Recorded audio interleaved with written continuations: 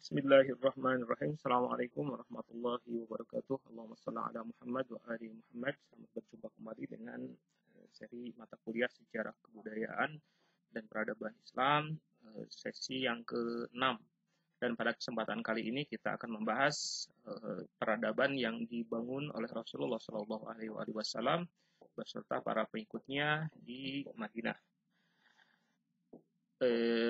Terakhir kita sudah membahas bagaimana terjadi hijrah yang dilakukan oleh Rasulullah Shallallahu Alaihi Wasallam dan para pengikutnya dari Mekah ke Madinah. Kita lihat dulu Madinah itu seperti apa. Sebelum menjadi tempat tujuan hijrah, nama kota Madinah sebagaimana yang kita ketahui itu adalah Yathrib, dan nama Yathrib itu diambil dari nama salah seorang pengikut Nabi Nuh alaihissalam. Disebutkan bahwa setelah selamat dari bencana banjir, para pengikut Nabi Nuh berpencar untuk membangun kembali kehidupan. Dan salah seorang pengikutnya tersebut bernama Yathrib bin Qaniyah.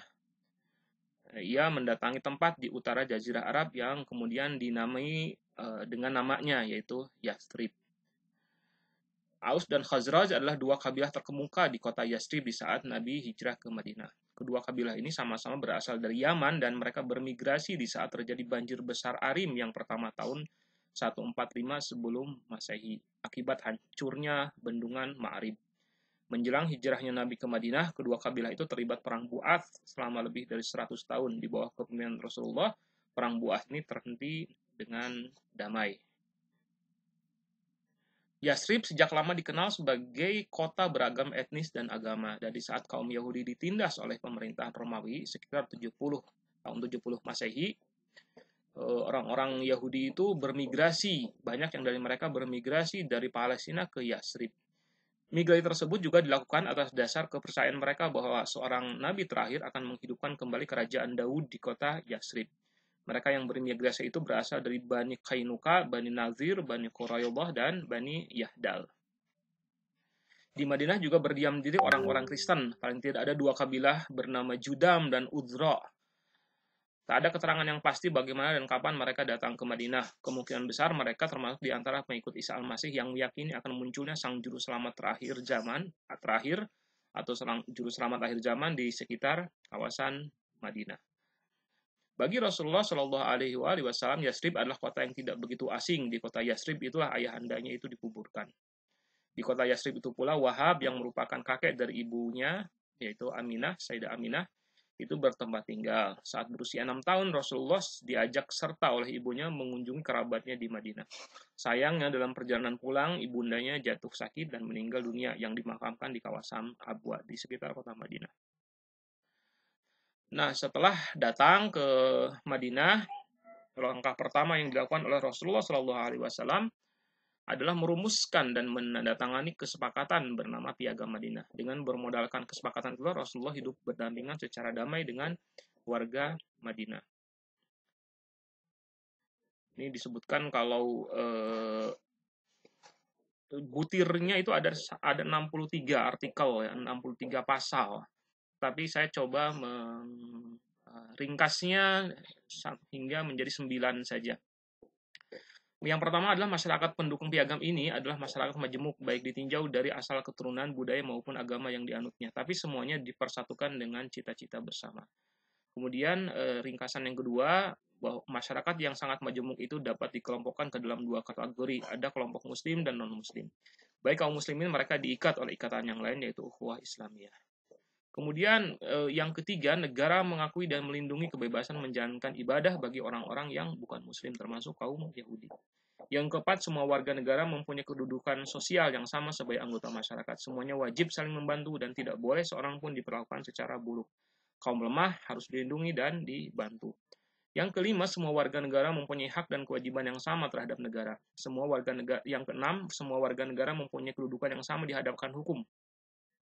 Siapapun tidak boleh melindungi kejahatan, apalagi berpihak kepada orang-orang yang melakukan kejahatan. Dan demi tegaknya keadilan dan kebenaran, siapapun pelaku kejahatan tanpa pandang bulu harus dihukum. Yang ketujuh, segala macam tradisi lama yang tidak melanggar keadilan dan kebenaran tetap diberlakukan. Yang kedelapan, perdamaian adalah tujuan penting, namun keadilan dan kebenaran tetap harus diprioritaskan. Artinya, keadilan dan kebenaran tidak boleh dikorbankan demi perdamaian. Dan yang ke-9, hak milik individu semua orang harus dihormati. Nah, terkait dengan peperangan yang berlangsung di zaman Rasulullah selama beliau berada di Madinah. Seluruh perang yang dilakukan di zaman Rasulullah dilakukan dalam rangka mempertahankan diri. Itu yang terjadi pada perang Badar, perang Uhud, perang Khandaq, atau perang Ahzab. Atau setelah ada bukti yang sangat kuat yang menunjukkan bahwa musuh telah mengingkari perjanjian atau telah bersiap-siap untuk melakukan penyerangan. Ini yang terjadi pada perang Khaybar. Di zaman Rasulullah terjadi sejumlah perang, ada 27 peristiwa perang. Akan tetapi yang betul-betul berakhir dengan pertempuran hanyalah 9, yaitu perang Badar, perang Uhud, Khandaq, Bani Quraizoh, Bani Mustalik, Khaybar, Fathul Makkah, Hunain, dan Taif. Peristiwa lainnya tidak terjadi kontak senjata sama sekali yang disebut dengan perang itu. Dan dari total kehidupan Rasulullah, jumlah sehari-hari di mana kaum muslimin terlibat perang sebenarnya sangat sedikit, yaitu kurang dari 2%. Sisa hidup Rasulullah itu dijalani dalam situasi damai. Hal ini, poin ini sangat penting untuk diketahui, untuk disampaikan, dan untuk dibahas. Karena ada banyak sekali kesan yang muncul bahwa Rasulullah itu ketika berbicara tentang Rasulullah, hidup Rasulullah, zaman Rasulullah, bagaimana Rasulullah itu membangun peradaban, membangun kehidupan masyarakat, yang sering diceritakan adalah masa-masa ketika terjadi peperangan. Padahal tidak seperti begitu ya. Rasulullah itu sebagian besar hidupnya, hampir semua sebagian besar hidupnya dijalani dengan cara yang damai. Beliau pergi ke pasar, berbelanja, berdagang. Beliau juga menyampaikan, menyelenggarakan forum-forum atau majelis-majelis pengajaran, majelis ilmu, dan lain sebagainya. Dan ini sangat disayangkan sekali, ada kesan yang muncul bahwa kehidupan Rasulullah itu adalah kehidupan yang serba perang. Kesan itu bahkan bukan hanya muncul di kalangan non-muslim, akan tetapi bahkan di kalangan kaum muslimin pun muncul kesan tersebut. Jadi mereka dengan sangat bangga ketika berbicara tentang Rasulullah, mereka berbicara tentang Rasulullah sebagai jagoan perang, sebagai panglima perang, dan lain sebagainya. Ini tentu saja kesan tersebut bertolak belakang dengan fakta yang menunjukkan bahwa sebagian besar kehidupan Rasulullah itu dijalani dalam situasi damai.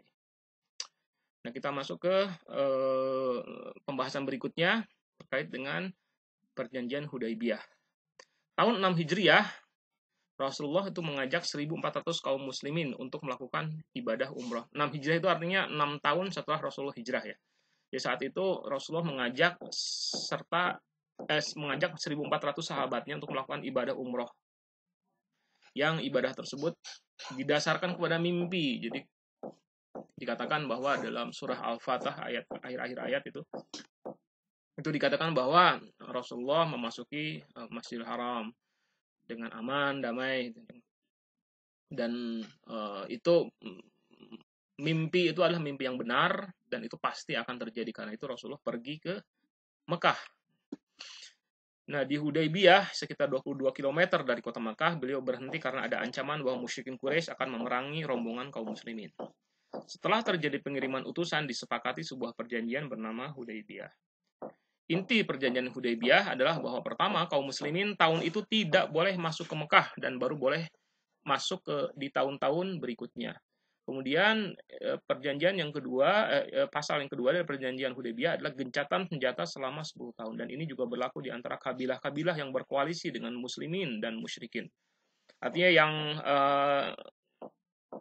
Mekah dan Madinah tidak boleh berperang. Dan siapapun juga yang berkoalisi dengan kabilah di kaum muslimin tidak boleh juga berperang dengan kabilah yang berkoalisi dengan kaum musyrikin Quraisy gitu.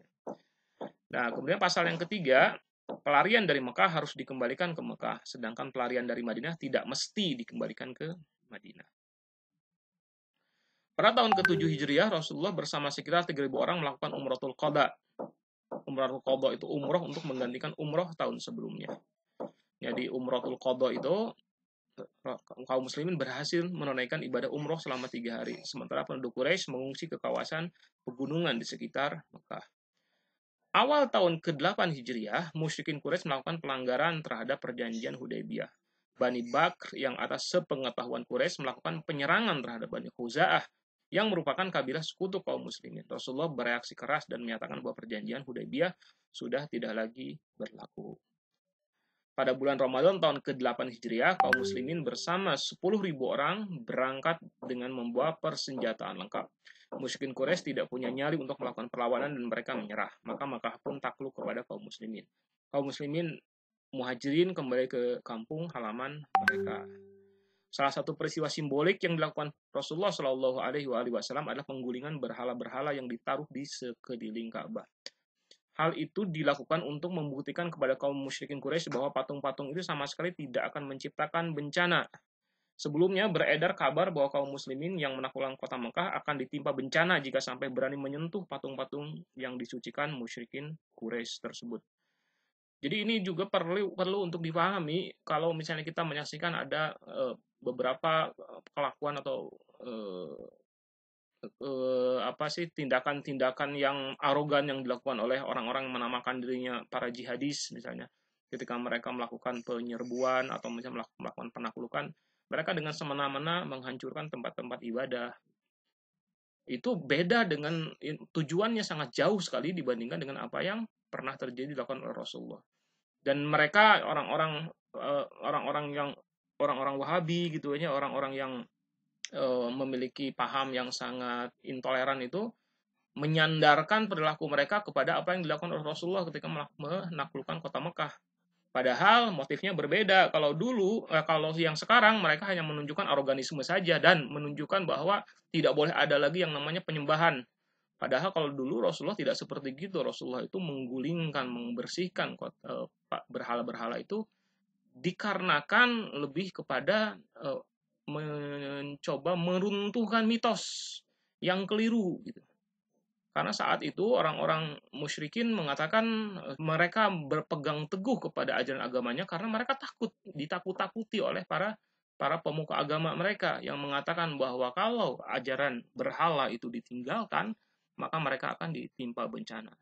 Dan mereka juga saat itu tersebar di kalangan mereka bahwa kalau Rasulullah dan kaum muslimin berani untuk menyingkirkan berhala dari Ka'bah, maka mereka kaum muslimin itu akan ditimpa bencana yang sangat besar. Tapi ternyata tidak seperti itu yang terjadi. Berhala itu ya bagaimanapun juga hanyalah berhala yang tidak punya nilai apapun juga, tidak punya kekuatan apapun juga. Nah, lalu kita masuk ke Hajjatul Wada dan peristiwa Al-Qadir. Tak ada satupun peradaban yang terbangun tanpa adanya proses kaderisasi. Ini karena pembangunan peradaban tidak mungkin terbangun dalam satu periode generasi. Maka tahun ke-9 Hijriah Rasulullah melakukan ibadah haji yang terakhir kali dalam hidupnya.